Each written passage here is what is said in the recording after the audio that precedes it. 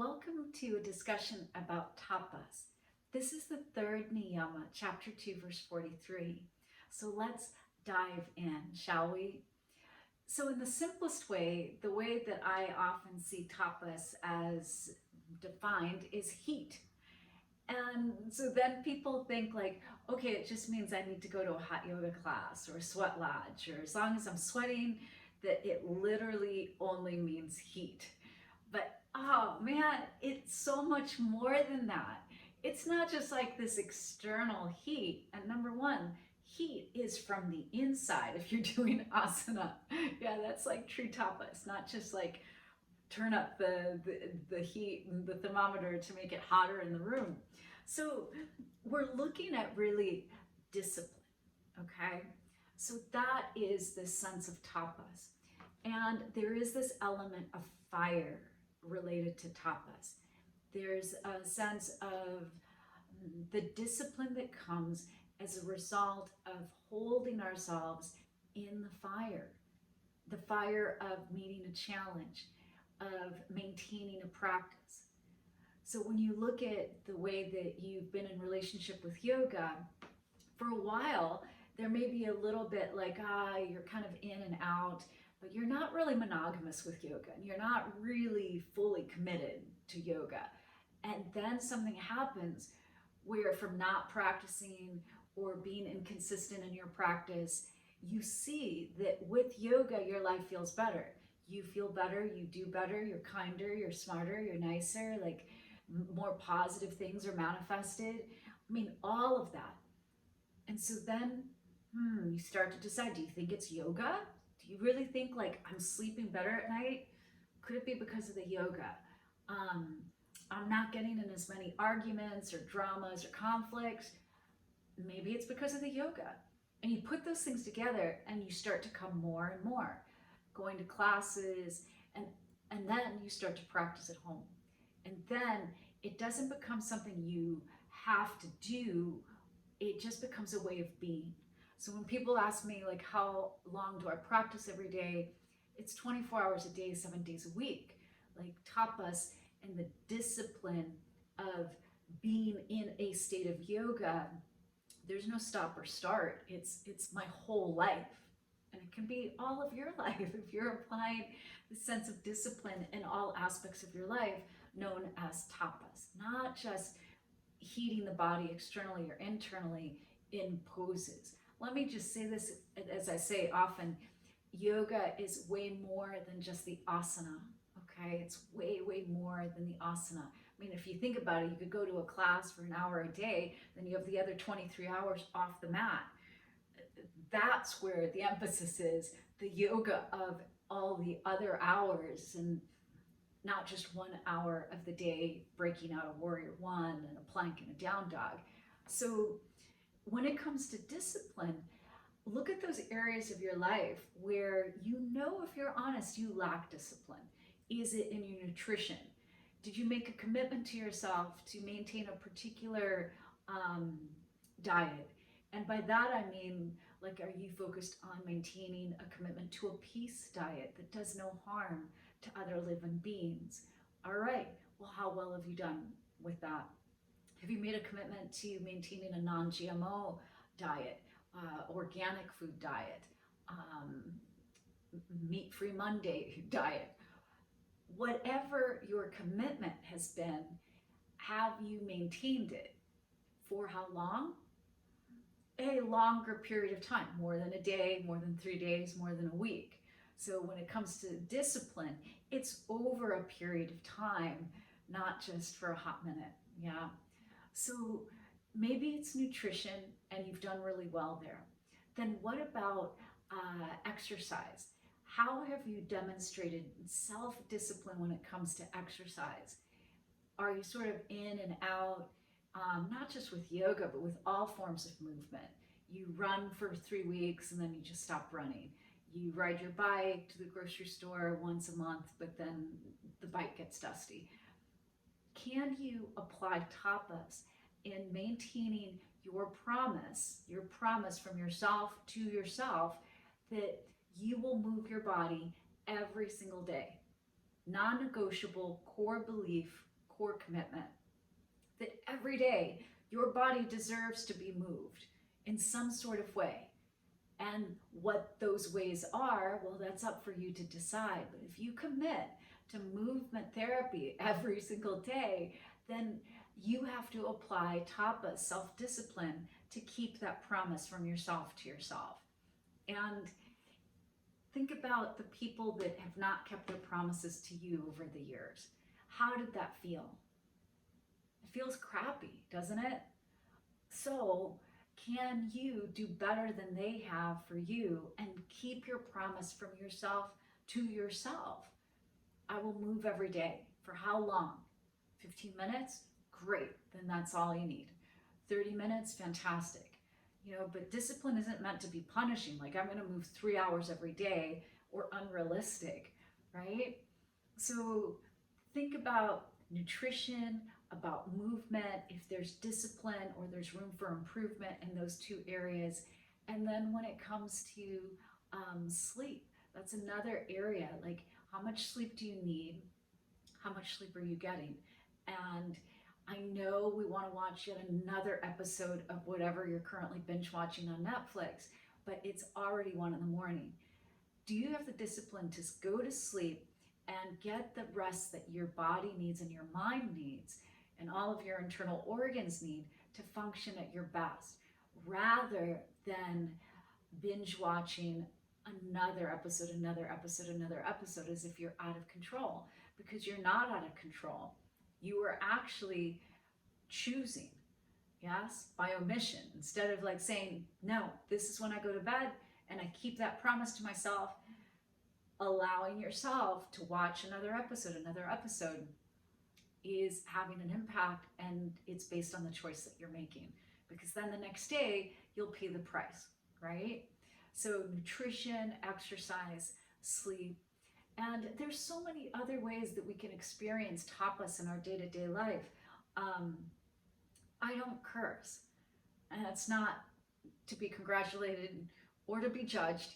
It's simply, I personally believe that there are really wonderful ways to communicate in the English language and in all other languages that don't require me to use curse words, right? If I'm angry and if I would use a curse word because I'm angry, what is that word really explaining? Yeah. And do I have some self-control not to use that word that's just an easy, just like go-to word, and instead decide to use my words in a more intellectual, more articulate, more mindful fashion? Well, that's what I do. And I keep my commitment. I have the discipline not to just fall into the trap of getting lazy with my speech and using all sorts of curse words. And it's been like this for years and years and years. And I also believe that words have energy, and some words have more positive vibration, and some words have lower vibration. So I choose to have the discipline to amplify and have words that come out of my mouth be from a higher vibration. But maybe that's not important to you. Fantastic. But then what other aspects of discipline, where in your life can you put those? Is it coffee? Is it your relationship to caffeine? If you said that you are not drinking caffeine, can you stay true to that and don't drink caffeine? Just don't drink coffee with caffeine. Make the decision to go to decaf or drop coffee. Go to something else. Yeah, some nice decaffeinated tea or whatever it is. But find a way that you can really show self-control and the discipline of making the choices that are for your greatest good. How you treat your body and how you let other people treat you in relationship. It's so easy to, with sexuality, to just like kind of fall into like, I just want to like go for this feeling right now. And is that what's best for you? Right? On a first date or on a first meeting of somebody, just because it feels good or it might feel good, and you just want to Is that the best choice? And I'm not saying it is or it's not. I'm saying you have to decide. And if you know from your past experience that going into a deeply sexual relationship the first time you meet somebody is not conducive to feeling the best about yourself and the emotional attachments that might come as a result of that, then you could choose not to. But it will require discipline just because you want to. And there's that excitement, that passion, that enthusiasm, the newness, whatever it may be. Can you say, all right, I need to know this person and be connected to them in a more mindful way over a period of time, because sexuality is sacred. And I'm not just letting anybody use my body or experience my body in that way, right? So can you have the discipline to make that choice and then stay true to that choice? If that's your choice whatsoever, or maybe your choice is to just do whatever you want with your body and have people experience the pleasure of your body, then stay true to that as well. But whatever it is, instead of going back and forth and being inconsistent, be consistent, because that demonstrates self-discipline, okay? And in the way that you work, workaholism and this badge of being like busy, busy, busy, is that necessary? And who are you doing that for? Can you say like, all right, these are the parameters of the number of hours I'm working today and for the week, and I'm going to stay true within that container. And then the last example I want to give you is with social media. It's easy to get on your phone and lose 30 minutes without even thinking about it, and then do it again and again and again. And then at the end of the day, you can see like how many minutes you've actually been on your phone. If you set a commitment, a promise of only being on the phone and using social media X number of hours a day or week, then have the discipline to turn the phone off, put the phone in a drawer, move it out of your eyesight, whatever you have to do to keep that disciplined approach to the way that you use your social media and the way that you allow social media to be part of your life. It's an invitation. It doesn't have to be there at all to begin with. So those are examples where it's way more than just getting hot and sweaty in a yoga pose because the room is heated to 110 degrees, right? This concept of tapas. And the other aspect of tapas that I'd love to share with you is crisis. Crisis is one of our very best teachers. In a crisis, you have simple options. You either thrive and survive, or you completely fall apart. And a crisis is a great teacher because it forces you with complete, like laser-like, fire-like focus to be like, this is what's happening right now. You get a diagnosis. There is a heartbreak and a breakup. You lose your job, your house. There's some sort of crisis with your house. Then you have to do something. You have to like immediately like take action and activate. This is the energy of tapas. In crisis, you either activate or you don't activate, and then life is being done to you, right? And then usually it gets worse if you do nothing. But in a crisis, you're facing the opportunity to practice tapas and to show up with clarity for yourself, and to show up and empower yourself and dig in deep and activate the fire energy of, yes, I have this diagnosis, but I'm not giving into it. I'm going to fight for my life. And I've had the situations. I've had 2 near-death experiences. And honestly, like for both of them, but especially the second one, I knew I wasn't in my body. I knew I was in a different realm. And it was easy, more peaceful. It felt like what I experience when I meditate every day. This faraway place and the separation from the messiness of human experience and all the detail and decisions and stuff here. And I love that feeling. And I really was like, you know what? Why not stay here? This is great. I don't have any more problems anymore, in a great sense. But the calling was that there's still work for me to do here and to teach, to educate, and to share. And then I came back and I have even more activated energy than ever before. But first, there was my recovery. The recovery was hardcore. I lost the ability to do everything. All I could do was lay in bed. No music, no TV, no reading, no devices, nothing. Darkness and no sound so that my brain could heal. Yeah. Another time I went blind. That previous time, my eyesight went all like this and I couldn't see, but clearly not even enough to walk.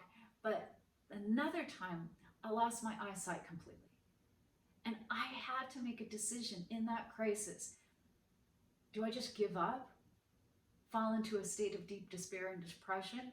Or do I say, I'm going to figure this out. I'm going to get medical attention. I'm going to talk to different doctors. I'm going to keep working on this, exercises that they give me, the modalities that are offered as opportunities. I am going to go down every road that makes sense for me because I know that I can get my eyesight back. I want to try to get my eyesight back. And right now I'm looking at you, I have my eyesight back. But what if I hadn't employed Tapas? Because it wasn't easy. It was like a lot of fire, and a lot of pain, like physical pain. So there are so many opportunities. I've lost everything I've had, and then I've rebuilt. I've lost it all again because it was taken from me, and then I've rebuilt. It's easy to just get complacent and just be like, you know what, I've done this before. It's really hard to rebuild your entire life from nothing. I've been done wrong. There's just deep injustice. They should be punished. It doesn't even matter. At the end of the day, either I'm going to make my new life, because no one makes your life, you make your life for you, or I fall apart, and I refuse to do that. So I've had plenty of opportunities to practice Tapas, and I know you have too.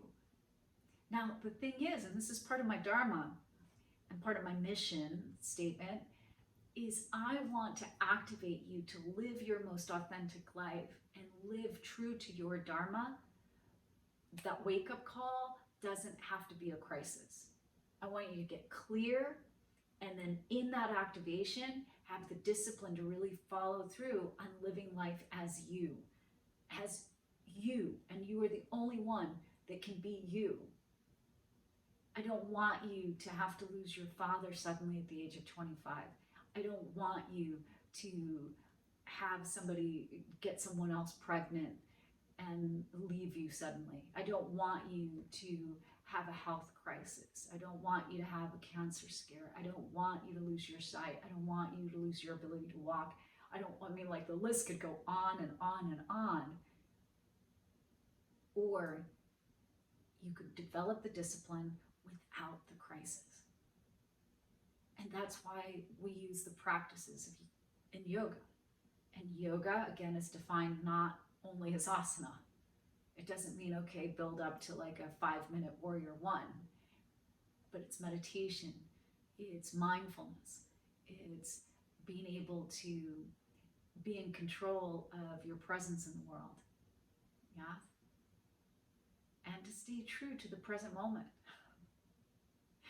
Maybe that's one of the most difficult practices of Tapas, is just to be here right now. Just right here, right now. Laser-like focus. So that is more of what Tapas in its application really means. And yes, it can also mean maintaining your asana practice every single day in the way that you have promised yourself that you would, right? But it can also mean brushing your teeth every day, making sure that you're eating well every day, you're moving your body every day, or however many times you've decided per week, and a whole host of other things. So think about where you need more discipline, and can you bring that purifying flame, that light, that fire to that place and light it up? From my heart to your heart to the heart of the universe, may you love yourself, love your day, and love your life.